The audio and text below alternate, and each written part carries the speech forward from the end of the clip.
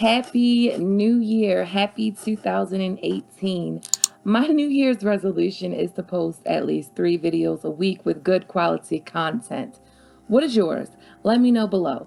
I'm going to start this series of explaining Westeros in depth and not leaving anything untouched. Game of Thrones takes place on 2 continents, Essos and Westeros. Westeros is divided into 7 kingdoms. The North is the biggest of those kingdoms. The ruling seat of the North is Winterfell, and the ruling house is House Stark. But there's so much more to the North than just that. And the North is the first line of defense against the White Walkers, so I figured I would start in the North. There are multiple castles and holdfasts that help the Starks hold the North. In the first series of explaining Westeros, we're going to dissect the North. Welcome to part 1 of explaining the North, White Harbor. The North is an unforgiving, hard environment to live in. The North is known for its occasional summer snows and brutal winters. While the North is the largest kingdom in Westeros, the North isn't densely populated. The North stretches from the southernest point of the neck up to the New Gift, which is a few leagues from the wall.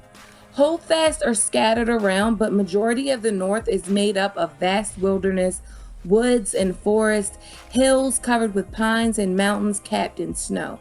There are lakes and rivers, but one of the most notable rivers in the North is the White Knife. House Manderly, whose seat is Newcastle in the port city of White Harbor, rules the mouth of the White Knife. White Harbor is the largest city in the North, but not as big as any city in the South. White Harbor being the most populous city in the North and being mentioned twice in season 7 leads me to believe that White Harbor could play a part in the wars to come. Like, Jon and Daenerys are literally on their way to White Harbor. So Davos and I will ride for White Harbor tomorrow. And the Unsullied? We can sail with them to White Harbor, meet the Dothraki here on the King's Road, then ride together to Winterfell. It's your decision, Your Grace. But if we're gonna be allies in this war, it's important for the Northerners to see us as allies. If we sail to White Harbor together, I think it sends a better message.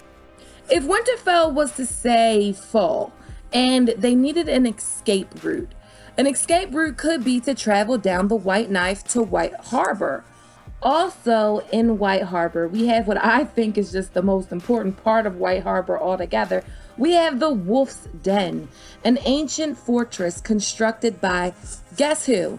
Not Bran the Builder, but by King Jon Stark. Yes, King in the North, Jon Stark.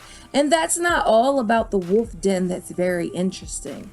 Another very interesting thing about the Wolf's Den is this. House Manderly derives from the Reach. House Manderly's name is derived from the river the Mander in the Reach. They were actually exiled from the Reach, but House Manderly is the richest house in the North and one of House Stark's most loyal bannermen. House Manderly is also the only northern house that does not worship the old gods. Most people in White Harbor actually worship the 7 gods. There are more worshippers of the 7 in White Harbor than anywhere in the North. But White Harbor kept a godswood. White Harbor had its godswood too. A brooding tangle of a root and branch and stone locked away behind the crumbling black walls of the Wolf's Den, an ancient fortress that served only as a prison now. The Wolf's Den has an ancient, twisted weirwood inside of its walls. And like I said previously, White Harbor was mentioned last season on 2 occasions. So in the books, Sir Davos knows about the Wolf's Den. He's actually held prisoner there. But if Jon doesn't know, then Sir Davos knows about it. But I'm like, it's totally unlikely that Jon doesn't know about the Wolf's Den. It's from Davos's chapter that we learn about the Wolf's Den. The den was much older than White Harbor, the knight told Davos. It had been raised by King Jon Stark to defend the mouth of the White Knife against raiders from the sea. Many a younger son of the king in the North had made its seat there, many a brother, many an uncle, many a cousin. Some passed the castle to their own sons and grandsons, and offshoot branches of House Stark had arisen. The Grey Starks had lasted the longest, holding the Wolf's Den for 5 centuries until they presumed to join the dreadful rebellion against the Starks of Winterfell. After their fall, the castle had passed through many others' hands. House Flint held it for a century, House Locke for almost 2. Slates, Longs, Holts, and Ashwoods had held sway there, charged by Winterfell to keep the river safe. Reavers from the 3 sisters took the castle once, making it their toehold in the north. During the wars between Winterfell and the Vale, it was besieged by Osgood Arryn, the Old Falcon, and burned by his son, the one remembered as the Talon. When the old King Edric Stark had grown too feeble to defend his realm, the Wolf's Den was captured by slavers from the Stepstones. They would brand their captives with hot irons and break them to the wick before shipping them across the sea. And these same black stone walls bore witness. Then a long, cruel winter fell, said Sir Bartimaeus. The white knife froze hard, and even the firth was icing up. The winds came howling from the north and drove them slavers inside to huddle round their fires. And whilst they warmed themselves, the new king come down on them. Bran Stark this was, Edric Snowbeard's great-grandson, him that men called Ice Eyes. He took the Wolf's Den back, stripped the slavers naked, and gave them to the slaves he found chained up in the dungeons. It said they hung their entrails in the branches of the heart tree as an offering to the gods. The old gods, not these new ones from the south. Your 7 don't know winter, and winter don't know them. Okay, so not only was the Wolf's Den built by the king in the north, Jon Stark, there's a weirwood there, like an ancient weirwood, a terrible Winterfell there that brought a king from Winterfell known as Ice Eyes down to reclaim it. Ice Eyes though. Like, what does Ice Eyes make you think of?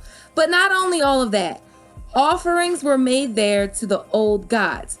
And not only that, but there was a pact made there, a promise made there. So the Wolf Den is now on my radar just as much as the God's Eye at this point. I know about the promise, insisted the girl. Maester Theomore, tell them, 1,000 years before the conquest, a promise was made, and oaths were sworn in the Wolf's Den before the old gods and the new. When we were sore, beset and friendless, hounded from our homes and in peril of our lives, the wolves took us in and nourished us and protected us against our enemies. The city is built upon the land they gave us. In return, we swore that we should always be their men, Stark men. House Manderly is loyal to the Starks. They are among the Starks' most loyal bannermen. When Robb Stark called his banners, Lord Wyman Manderly sends his sons, Sir Willis and Sir Wendell, to answer Robb's call, with nearly 2,000 men. One of his sons is killed at the Red Wedding, and the other is captured and taken to Harrenhal. He kind of fakes the funk and pretends to be loyal for his son's sake to the crown, the Freys, and to Roose Bolton, but it's the opposite. He is loyal to the Starks. The North remembers. The fat man's fingers coiled into a fist, and all his chins trembled. My son Wendell came to the twins as a guest. He ate Lord Walder's bread and salt, and hung his sword upon the wall to feast with his friends. And they murdered him. Murdered, I say, and may the Freys choke upon their fables. I drank with Jared, jape with Simon, promised Rhaegar the hand of my own beloved granddaughter. But never think that means I have forgotten. The North remembers, Lord Davos. The North remembers, and the mummer's farce is almost done. My son is home. The North remembers is a common theme that occurs after the Red Wedding. Even Northerners that had no love for the Starks would say the North remembers. But where does that stem from? Where does that saying stem from? Was it a common saying in the North like years before the Red Wedding?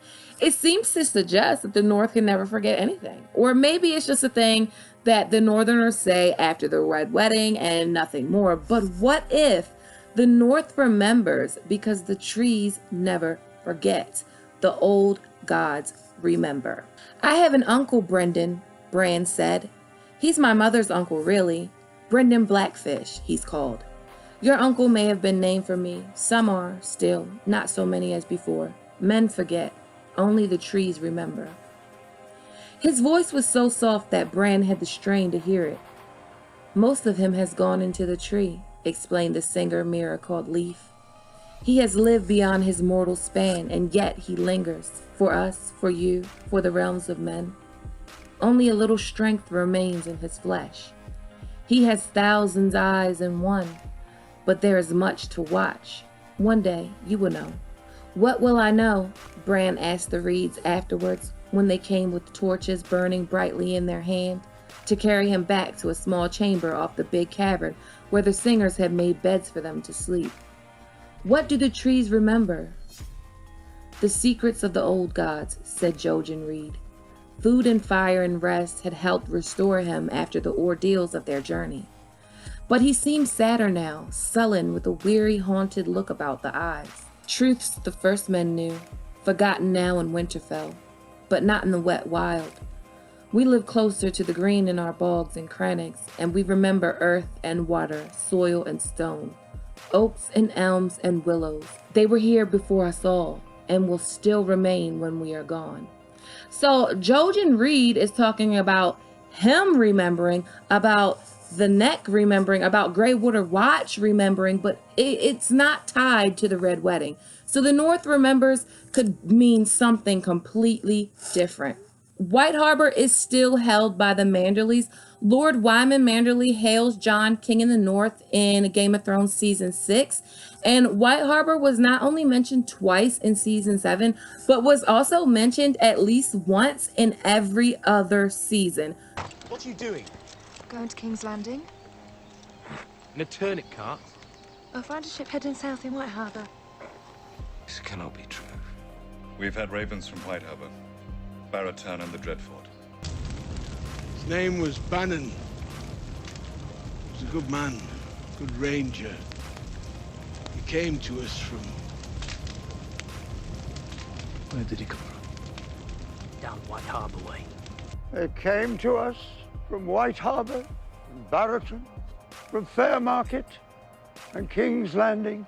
Question is she pretty down south in the real world, or is she pretty because she's the only girl here?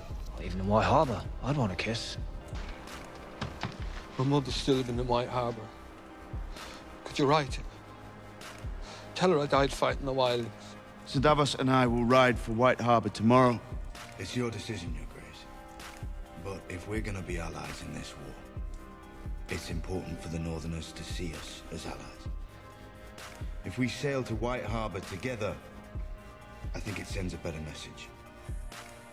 Hopefully, we are being primed to see the beautiful port city of White Harbor, and maybe, just maybe, Bran needs to access the weirwood trees inside of the wolf's den and see what it is that the North forgot, because obviously the North doesn't remember. I'll be doing more videos like this. I have a whole series planned to get us through the long night, and I'll link everything onto one playlist for easy access as I go along. I also have a giveaway coming up, which I'm really excited for. More DNA videos, more misunderstood characters, more theories, and just tons of long night juice. I want to thank you guys for making my 2017 awesome, for supporting me, for watching my videos, tweeting me. You guys are just awesome. I also want to give a huge thank you to everyone who supports me on Patreon. You make a lot of these videos possible. As always, thanks for watching. Please give this video a thumbs up if you like it, and click that subscribe button, hit that notification bell, and join the Sweet Summer family. Okay, my sweet summer children. Wishing you a happy, healthy, prosperous new year.